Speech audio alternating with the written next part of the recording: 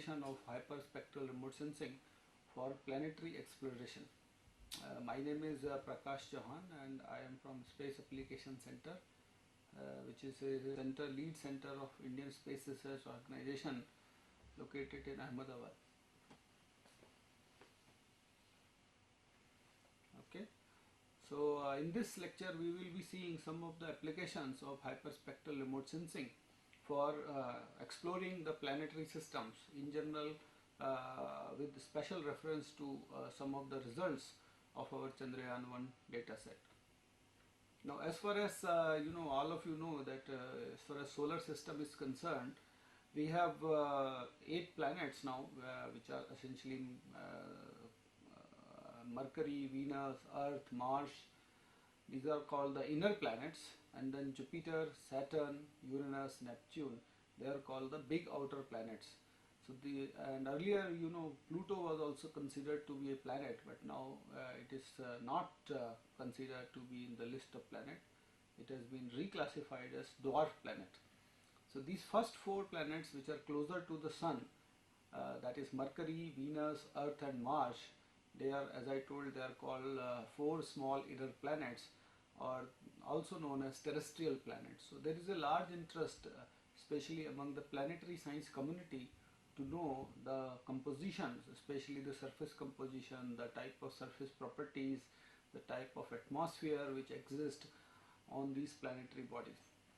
4 outer planets, which are also known as gas and icy giants like Jupiter, Saturn, Uranus, Neptune, significant interest is also there in studying their properties. However, not many spacecraft which carries hyperspectral remote sensing or even photographic camera systems have been flown to these outer planets. However, significant amount of space activity is happening as far as 4 inner terrestrial planets are concerned. So in this lecture we will see that how we can use hyperspectral remote sensing to know more about small inner planets or terrestrial planets of our solar system. Now, why one needs to study the solar system? What are the big questions? What are the intriguing questions which are exciting the inquisitiveness of mankind? First is that how did the suns and its family of planets and minor bodies originated? What is the origin of our solar system? That is the biggest challenge. How did life begin and evolve on the Earth, and whether Earth is the only planetary body where the life has evolved, or do we have any other planet in our solar system where we can find existence of life? Then how did life begin and evolve on the Earth? This is another intriguing question and has been evolved elsewhere in the solar system. What type of characteristics of solar system has, and that leads to the origin of life? What are the necessary ingredients which are required for having life support system on any other planetary body? Can we know the future of Earth by studying other planets? This is also a very important thing. Planetary scientists, they always try to understand the fate of inner solar system planets and whether Earth will also undergo similar type of processes. For example, you see the case of Mars. Today, Mars is almost a planet which does not have any life support system, or there is no hint of life as on date on Mars. However, by the help of satellite images and by the evidences collected by various spacecrafts, we do know that in past, or in geological past, there must have been life, there must have been at least flowing water on the Martian surface. However, today we do not find significant evidences of flowing water on Mars. So do such type of situation can happen on the Earth itself? That itself is a big challenging question. So all these big questions are yet to be answered, and in order to find some of these answers, people do send remote sensing missions.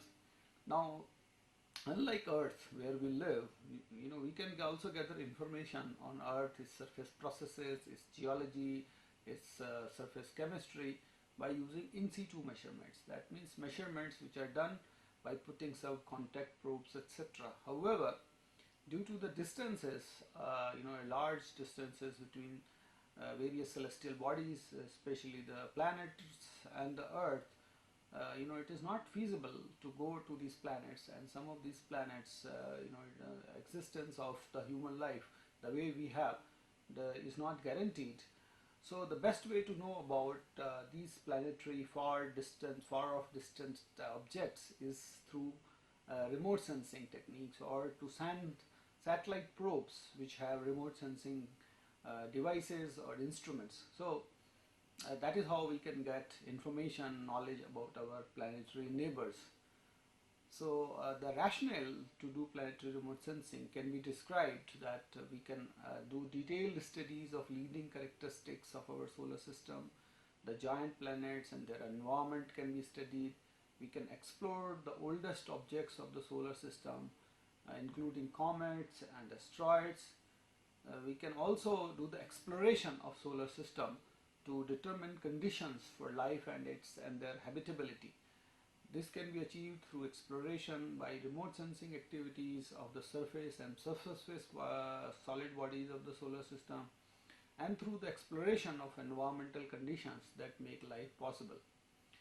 Another important aspect is by studying other planets such as Venus, Mars, or Saturn's moon Titan, we can place our own Earth in that context. As I was explaining the example of Mars, we can still take lessons of Mars and look probably for some type of futuristic climate which may develop on Earth, which is there today on the Martian systems.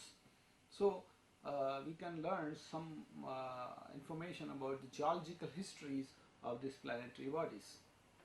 Now, what type of observations are typically done as far as planetary remote sensing is concerned? Of course, imaging is the most important thing. We would like to see, by sending cameras and imaging systems, that what type of surface characteristics do these planets have, what type of geomorphology is there. So overall geological and geophysical history can be obtained. We also would like to know the environmental conditions in terms of temperature domain, in terms of availability of gases and the atmospheric composition. Then what type of large-scale processes which characterizes these surfaces, either in terms of impact craters or in terms of some kind of aeolian processes which do take place on these planetary bodies. We also can know the figures, that is the geomorphologies, or the type of geological features which are present by using simple imaging camera systems. Then by flying or by putting spectroscopic instruments like hyperspectral cameras in different part of electromagnetic spectrum, we can find the composition in terms of mineralogy. That means we know the surface rocks, and the surface rocks, as you must have been told in previous lectures, do show characteristics absorption features for various minerals, by utilizing electronic, vibrational and rotational transitions which do occur when light interacts with certain type of minerals. So using this type of concepts, one can find out or decipher the mineralogy, and from mineralogy you can generate the rock types, or what is known in geology as petrology of the rocks. Then we can also understand using spectroscopy of atmosphere what type of gaseous emissions do take place in the atmosphere of these planetary systems, and how these gaseous emissions do interact with ionized particles in the atmospheric domain of many planetary bodies. Then people are also interested to know the magnetic fields around various planetary objects. As you know, the Earth has a very well developed magnetosphere which protects us from the harmful solar radiations which gets bombarded by solar storms or the solar wind interactions. So there is an interest to study the magnetic behavior, or either global magnetism or the localized magnetism of various celestial objects, or especially the solar system planets. Then if you want to know the internal structures, you need longer wavelength radiations. So radio waves can be utilized to know the internal structures. On Earth we do similar type of experiments by seismology However, a controlled seismology experiments is difficult to do on planetary bodies, so people try to use remote sensing based radio science to know the internal structures of these solar system planets. Then of course radars, that is the active sensors, can be used to know the surface structures and the dielectric properties of the material which is present on the surface. Radars also have limited penetration capability into the surface, so surface as well as subsurface conditions can also be explored by using different frequencies in microwave region of the electromagnetic spectrum. Typically, if we take the case of a planet called Venus, we know that the Venus has a very dense atmosphere and very few atmospheric windows are available to do optical imaging of Venus surface. So the radar is the best instrument if somebody wants to study the surface properties or the surface structure of Venus planet, because in visible and infrared part of electromagnetic spectrum it's very difficult to penetrate the thick dense atmosphere of the Venus. So information in optical domain is very difficult to get. So in that case, radar observations, they becomes more handy. Now, what type of remote sensing missions have been sent in past by various space agencies to study the solar system planets? In the beginning of space era, we had this flyby missions. They were not regular orbiters. These instruments used to go very close to these planetary bodies. They used to take a flyby. They will simply fly past these planetary systems, take few photographs, do some spectroscopic experiment and send back the data. Of late, as the technology grew, agencies started sending orbiters. That means a routine measurements of very systematic imaging was done on planets like Moon. Moon of course is not a planet in that sense, but it is considered to be a planetary body, even though it is a natural satellite of Earth. However, you have to go out of Earth's gravitational field and enter into the lunar gravity to put a man-made object. So in a sense, it can be considered of that class. So orbiters have been sent to Moon, and they have been sent to Mars, to Venus, and of course recently there were orbiter missions to Mercury as well. So orbiters were very successful in missions which provided very systematic data on global aspects of various planets.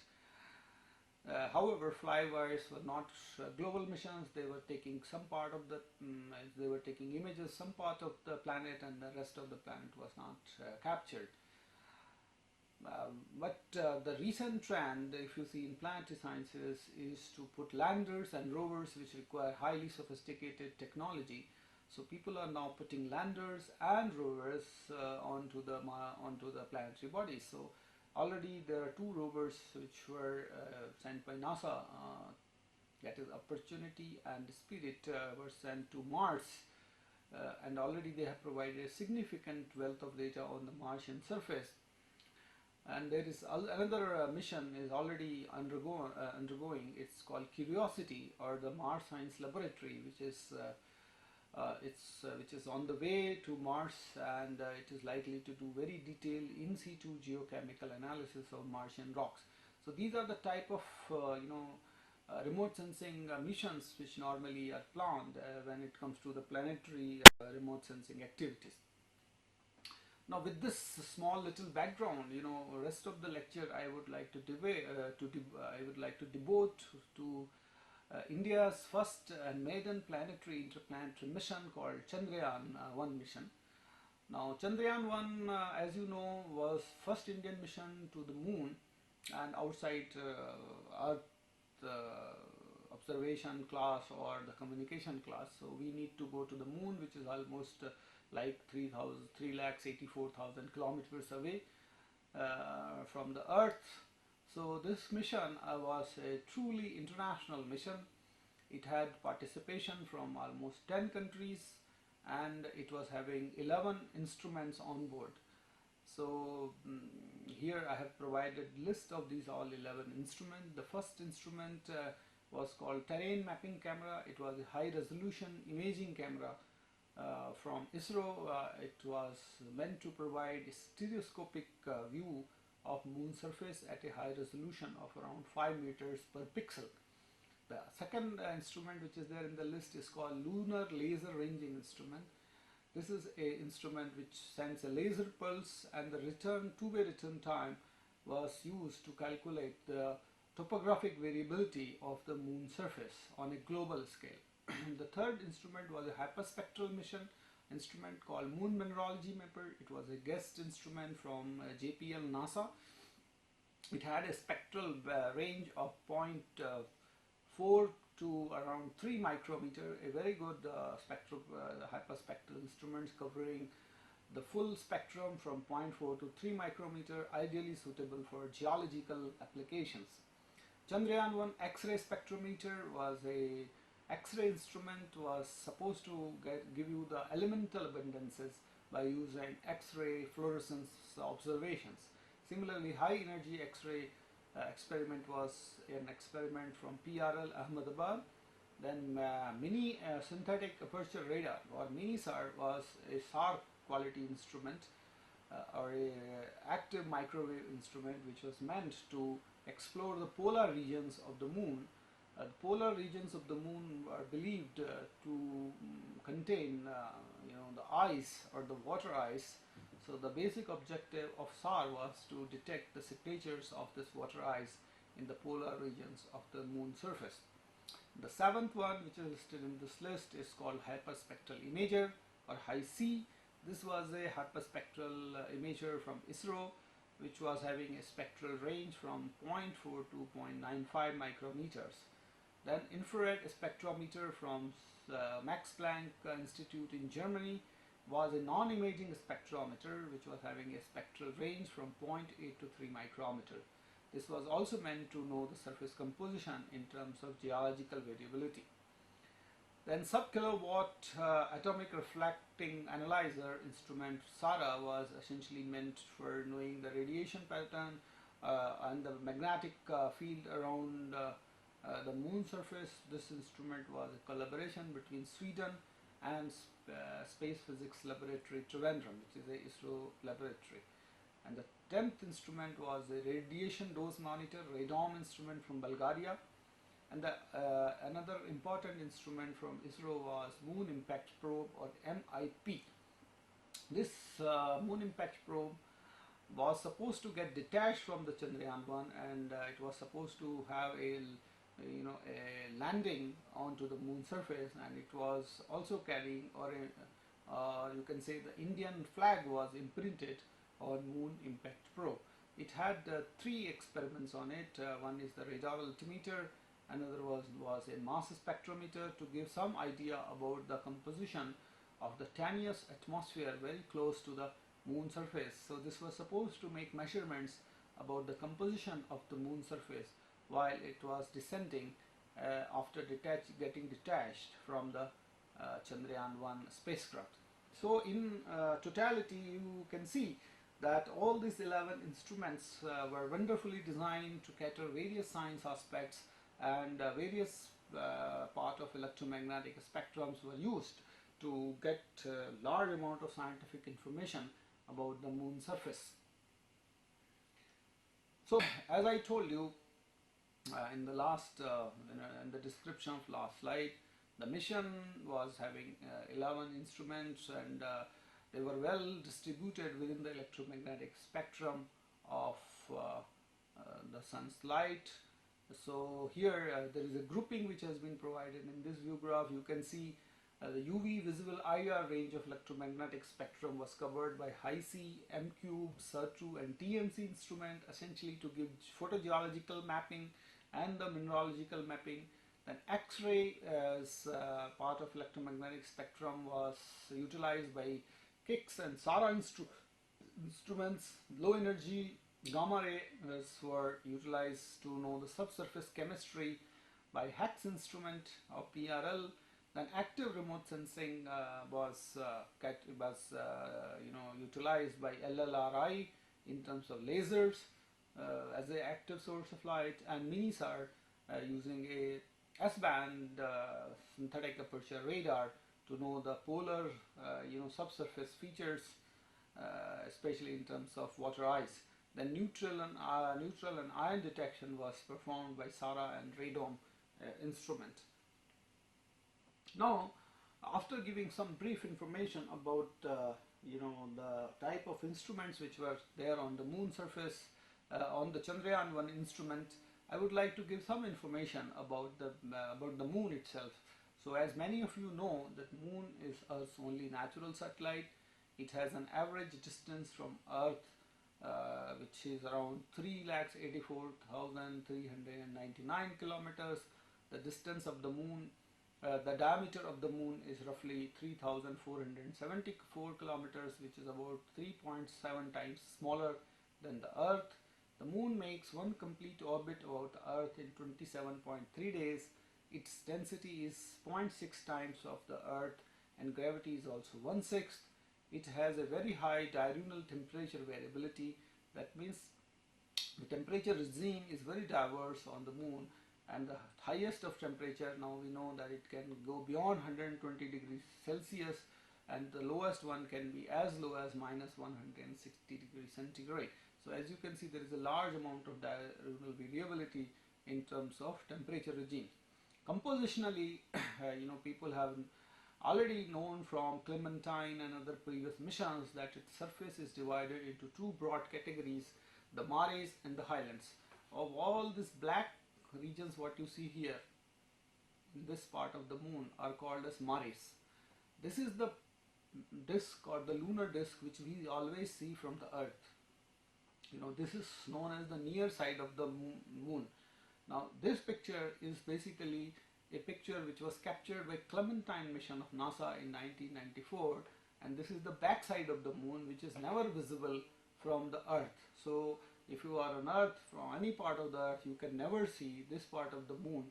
So what we see is only this part, and this happens because the moon it has this unique properties that it slowly rotates on its own axis, and it takes almost the same time to rotate on its own axis and to revolve around the Earth, which is nearly same. So that is why it is in a tidally locked mechanism with Earth. That's why we cannot see the far side of the moon from the Earth itself. However, this Clementine data first time showed that the far side of the moon is more brighter compared to the near side, and all these darker regions what you see here on the moon are known as mares. Mares mare means in Latin the seas. So the Galileo was the first scientist who coined this term mare. He observed the moon with his telescope, and he thought that all these dark plain features on the moon are like seas what we have on Earth. Later on, people discovered that these are not seas, it does not contain water, but they are basically plains of containing a rock called basaltic rock, a rock which is rich in iron, and it absorbs large amount of light. That is why it appears much darker. And the second surface entity what is described, as you can see, which is much brighter in color, is known as highland. So these areas are topographically much rugged, and these plains are topographically very smooth. So two broad classifications you can understand. One is mare, another is the highland region. So the near side of the moon is having large distribution of mares compared to the far side of the moon, which has lesser mares. So you have this mare, it is called Mare Nectaris, and then Slovinsky crater, and then this bigger part of the moon, this is called South Pole Atachan Basin. So this basin is also a mare basin, which is very large in diameter. It has roughly a diameter of 2,500 kilometers, which is supposed to be the largest basin formed in entire solar system. So these are the two broad surface categories which scientists have described as far as moon is concerned. So geologically, moon is less complex than what we see on Earth, because Earth is more evolved compared to the moon. Now, to give a quick comparison between Earth and Moon, As you know, Earth has a diameter around 12,756 kilometers. Moon is almost one third of it. It is tilted on its axis 23 degrees. It causes seasons, but Moon has lesser tilt. There are no seasons. Surface temperatures are sufficiently comfortable on Earth, but temperature regime on Moon varies from 120 to minus 150 degrees Celsius, which is very hostile for any life. Earth is blessed with thick atmosphere, mild greenhouse gas effect, which keeps it comfortably cool and mild warm.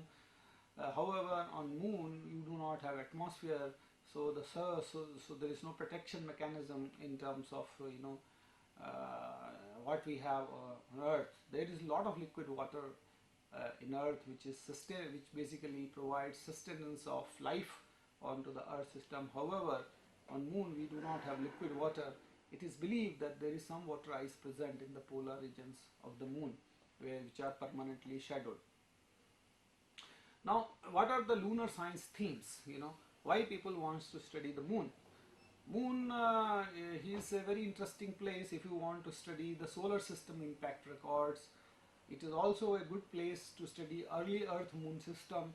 It is believed that Moon has not geologically evolved, so whatever early geological history which was there when the solar system was evolving is still preserved on the Moon.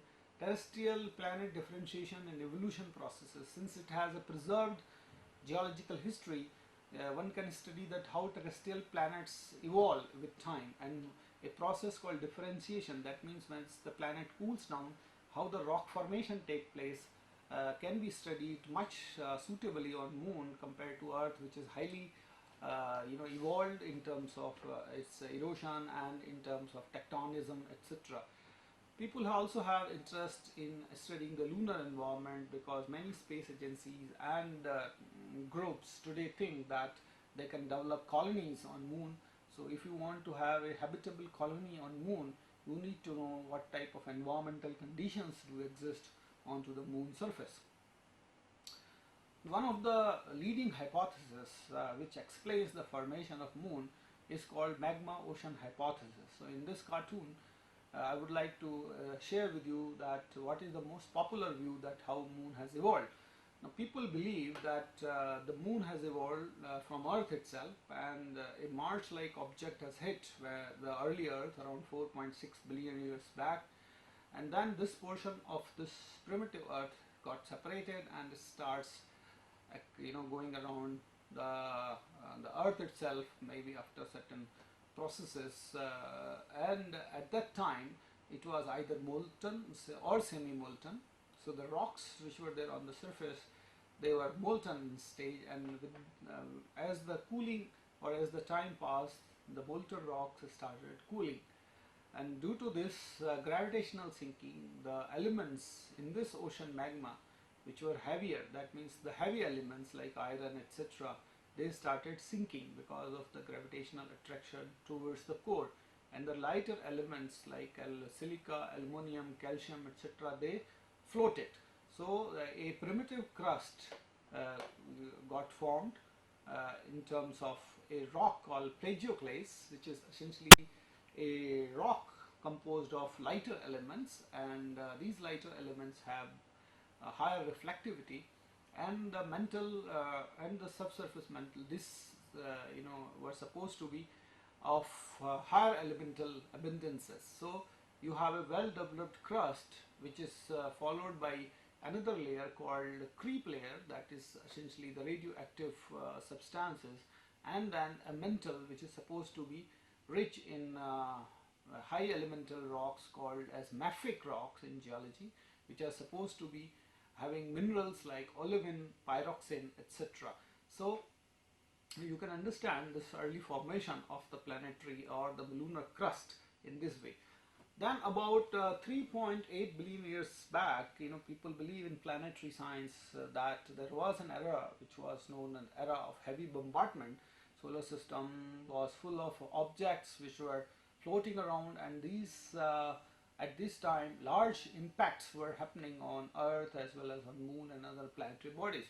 So as a effect of this impact, at certain places the newly developed crust it got ruptured, and through this cracks, the surface cracks developed, and through surface cracks, all these impact craters, the basins which were formed due to the impact craters, they got filled with this mantle material or the lava material.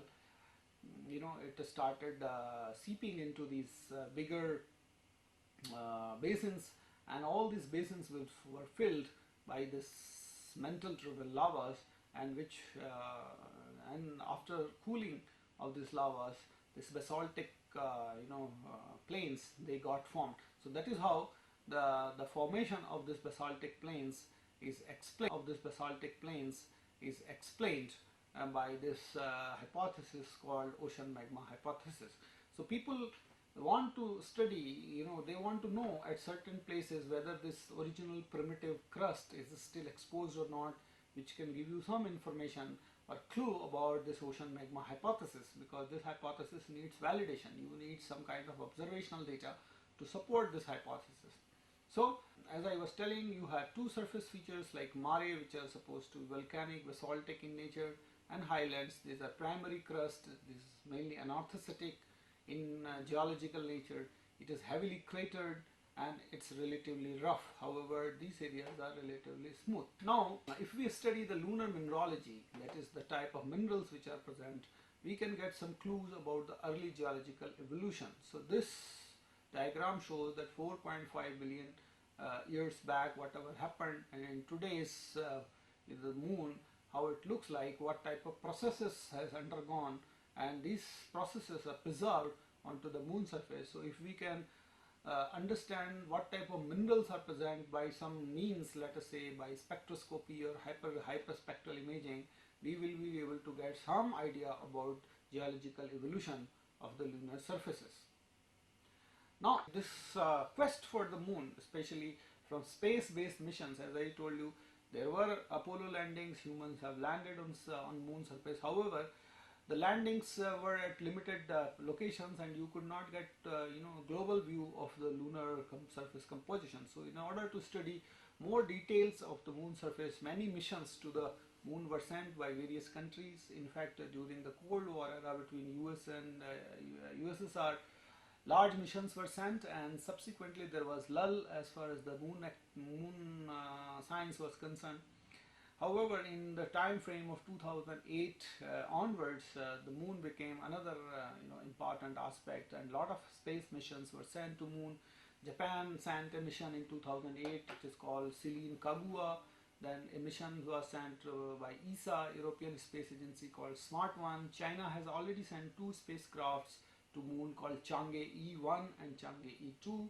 Then India, as you know, has already sent a mission to moons called Chandrayaan-1, and we are also planning to have a follow-on mission called Chandrayaan-2 to moon surface.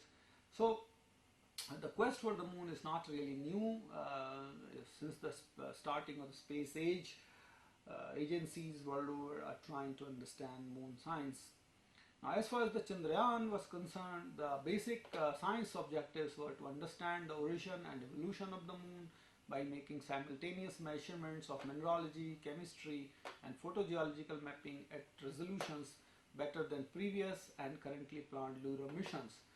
Now, what we wanted to study? We wanted to study that lunar nature crust, the front-back asymmetry, why there are more mares on the near side, why there are less mares on the far side, then what is the nature of magma ocean, and whether we can get some information about lunar interiors, the nature of volatile transport. That means volatiles are substances which basically is very, by heating they change its form. That means from solid they will become gaseous, etc. So do we have volatiles on moon, or if at all they exist, what type of transport processes do occur on the lunar surface? So in order to study these intriguing science questions, you cannot search all the answers in a global moon scenario. So you need to focus on certain areas that is known as interesting or the important science targets. So there were plans to study selected basins and craters with central uplift. These are important science targets. You can get some information about lunar interiors. There is a basin, as I told in the beginning, called South Polar Deccan Basin. It's a very deep basin, so people believe that the mantle of the moon is exposed. So this can give you some information about the interior of moon, and the polar regions were having importance because of that water ice question, because some portions of the poles of the moon does not receive sunlight at all. They are called permanently shadowed areas, and it is believed that some water ice may be preserved simply because the no light or no sunlight is ever received in these regions. So these were some of the very interesting science targets which scientists were looking as far as the moon science is concerned. Now, near and far side of the moon, I have already explained. The near side has large mares, far side has lesser mares. This problem is known as the front-back side asymmetry problem. Okay, then mineralogy is essentially, as I told, is divided into plagioclase, that is, you have this aluminum rich and calcium rich minerals, the highland ones. The pyroxene is a mafic mineral, it is rich in magnesium and iron. Olivine is again magnesium iron, but with different crystal structure. Then you have oxides like ilmenite, etc. And then in terms of rock types, you have mare rocks or basaltic rocks, which are iron rich and are divided into pyroxene class, ilmenite class. Then highlands are anorthositic in nature, which are aluminum rich, and then plagioclase up to 100% can be obtained in some regions. Then magnesium rich rocks, noritic and tractolitic rocks. So we will not go into the geological details, but just a brief information on that may be handy to some of you. Now, as far as Chandrayaan data was concerned, you know the Chandrayaan was meant for 2 years lifespan on moon. However, after 9 months the mission failed, so we could not get a full global coverage of the moon surface. So we got a truncated data coverage of Hysi and TMC data sets. So you can see some of the global coverages of Hysi TMC data in this picture. Now, one of the important science target, as I was telling you, was to study the large impact craters with a central rise. So these areas are supposed to be good areas to provide some information about the interior of the moon's surface.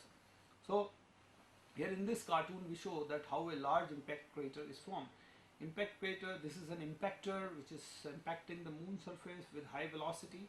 It will produce a initial cavity by throwing out the parent material. This material is called the ejecta material, and with the rebound, because there will be a rebound produced by the parent body, a central bulge is produced, and this central bulge is called the central rise or central peak. So all big craters which are having diameters roughly more than 100 kilometers do show characteristic central rise onto the moon surface. So I will show you some of the examples on the moon craters. So this is a crater called dark haloed crater. So you can see a crater here which has been produced by an impact, and the diameter of this crater is roughly 5 meters, and you see a dark color halo around this crater. So this crater is known as, these type of craters on moon are plenty, and they are known as dark haloed craters. Then there are ray craters. The impact has happened, it has changed the surface properties, and the rays, they get transmitted in all the directions. Then there are big craters. These craters are called complex craters, the craters which have this well-developed central rise. This is an example of a crater in the southern highland of the moon, here, somewhere here. It's called Tycho crater. So you can see this image of Chandrayaan data, beautiful Tycho crater image with well-developed terrace structure on the rim. This is the floor of the crater, and this is the exterior of the crater, and this is the central rise. Now this particular image, what you see is a three-dimensional image of the central rise here, what you see. So as you can see, this central rise has a unique morphology, large amount of accumulation zones, which appears to give a texture of flowing material accumulated in this accumulation zone. However, this is known as the impact melt. See what happens when an impactor is impacting with a large velocity. Most of these parent rocks, they will get melted, and due to this melting, some of this material will be flowing for some time, and they will very rapidly cool down. So you can see some of the signatures of impact melt associated features on the floor of Tycho crater as well. Now this spectacular image was taken by Chandrayaan-1 TMC sensor, which also provided three-dimensional view using three stereoscopic observational capability.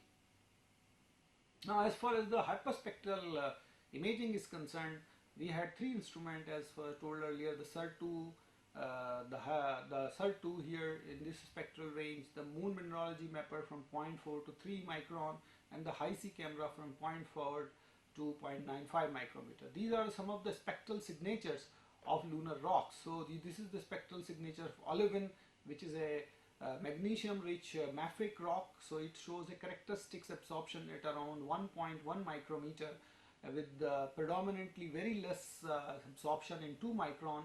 Then you have this broad absorption by pyroxene rocks, that is again a mafic iron rich rock which has absorption around 0.97 micron, and there is a secondary absorption around 2000 micrometers.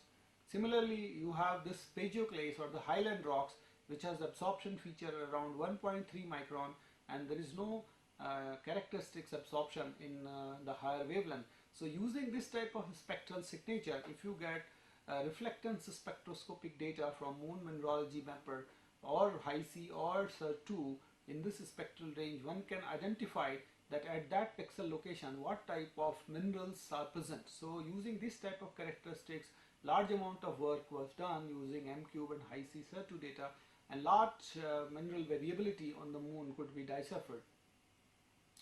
So this is the same plot, less crowded. It again shows you the spectral signature of olivine rock, spectral signature of plagioclase rich highland regions.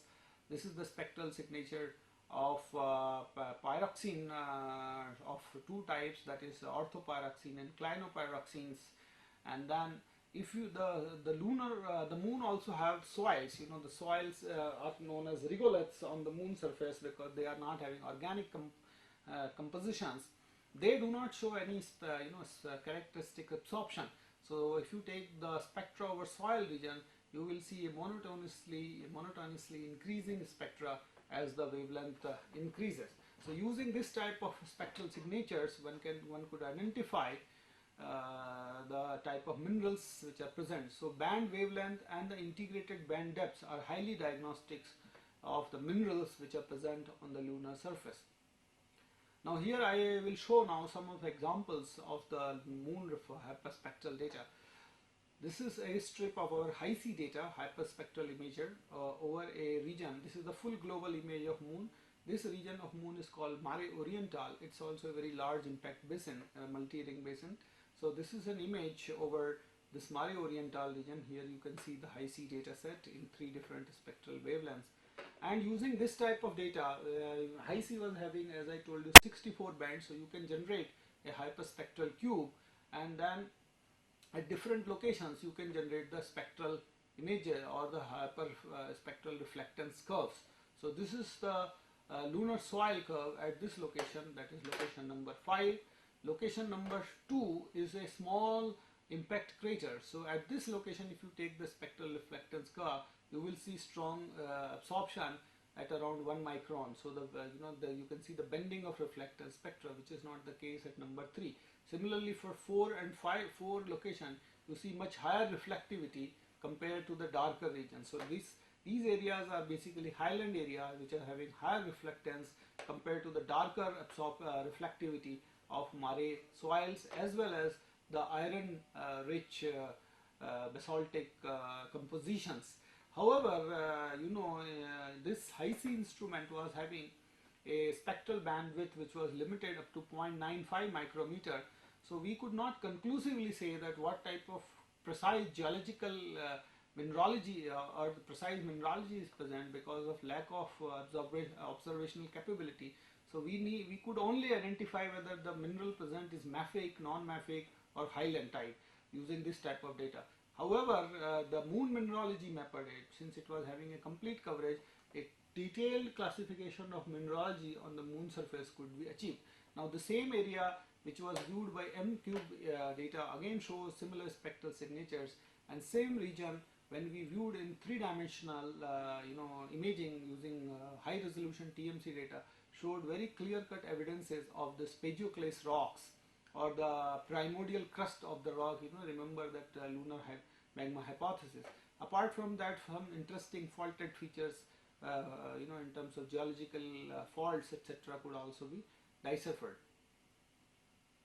Similarly, other locations like Apollo 16 landing location also, we could get this spectral signature of crystalline paleoclase rich rocks.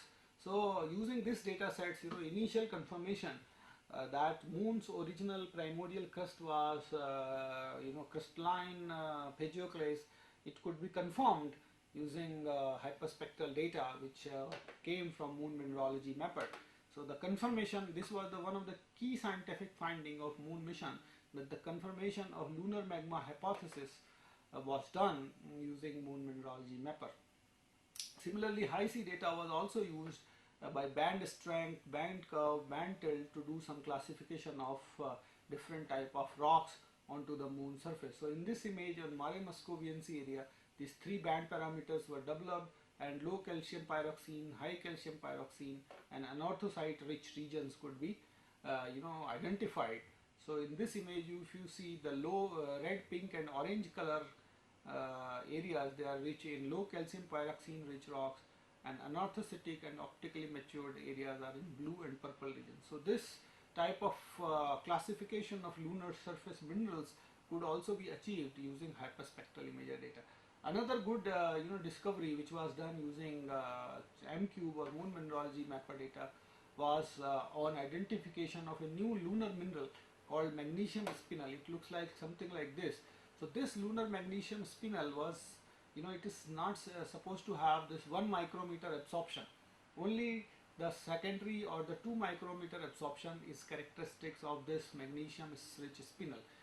However, as you see, the 1 micron and 2 micron absorption features of pyroxene mafic mineral are present in some part of this crater. However, this third spectra, the pink spectra, it came from the central peak of this crater called Theophilus crater, and we could estimate, all these pixels which are showing yellow pink kind of hue here on the central rise of this crater are rich with magnesium spinel. So this was a major discovery which was done using the Chandrayaan-1 M-Cube data, that we could identify a new lunar mineral which was not previously known at this location, which is known as the central peak of crater Theophilus, which is a large crater having a diameter of roughly 102 kilometers.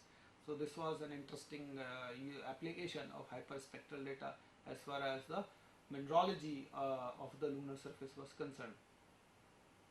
Similarly, as I was talking about the complex crater Tycho, large work on the morphology, in terms of identifying lava flow features, the boulders, the cooling cracks, etc. So the morphological details which was provided by the photogeological mapping was excellent. This is another view of this central peak of the Tycho crater from a mission data, which is essentially capturing the central peak from a low angle photography.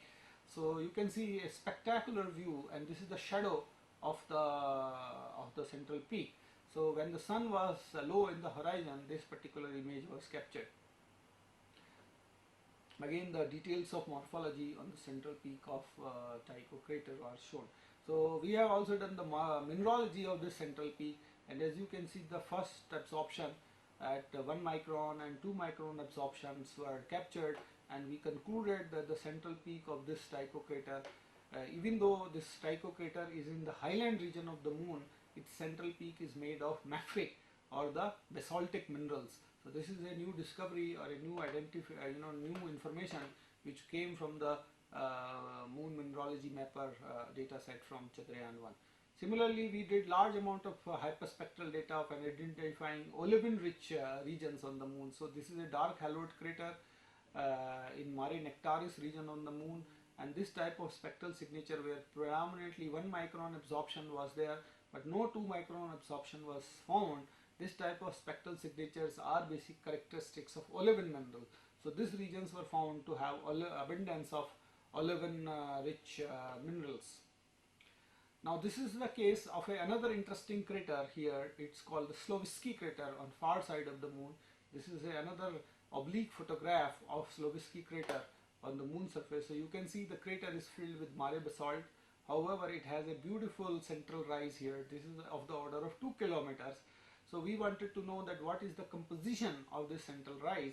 So using the hyperspectral imager data, we made a color composite, that is red, green and blue color composite. It exposed a beautiful lens of crystalline paleoclase rich rocks on the ridge of this central rise here. So some of these spectra shown in orange color, they showed characteristics 1.25 micron absorption, which is typical of crystalline paleoclase. So using a band combination called integrated band depth at around 2.5 micrometers, we could identify this band which is shown in this image in pink color, which is made of pure crystalline paleoclase. That is, you remember that the primordial crust. So even the central peak has brought out some of this primary crystal material onto its ridge, which shows, now here I show the spectra of this, a beautiful absorption at around 1.25 micron. So on the central peak of the Tsiolkovsky crater, again the spectacular mineralogical diversity could be obtained from this hyperspectral imager data from Moon Mineralogy Mapper. So these are some of the examples of hyperspectral data utilization for mineralogy onto the moon surface. So using this global data, our colleagues at JPL NASA has derived global mineralogy map of moon surface. So what you see in the red color all are the highland areas or the highland rocks of the moon surface, and in these regions blue and green combinations are basaltic rocks, and the green rocks are basaltic olivines, and the blue rocks are basaltic pyroxenes. So I will not go into detail of the geological evolution of this rock, because I do not know the composition of your group, whether how many people do understand detailed geological evolution. But the message is that using hyperspectral data, spectacular mineralogical variability can be picked up as far as moon is concerned. Similar examples can be done on other planets like Mars and Mercury, etc. Now we also have to talk about the water. A lot of talks are there that people have found water on moon. So what happened that all these regions of the moon, that is shown in blue color here, were found to be having a rich presence of water molecules. So this was identified by a method, again using hyperspectral data. If you find absorption features around 2.8 to 2.9 micron, you can suspect presence of water molecules, which is shown in this curve.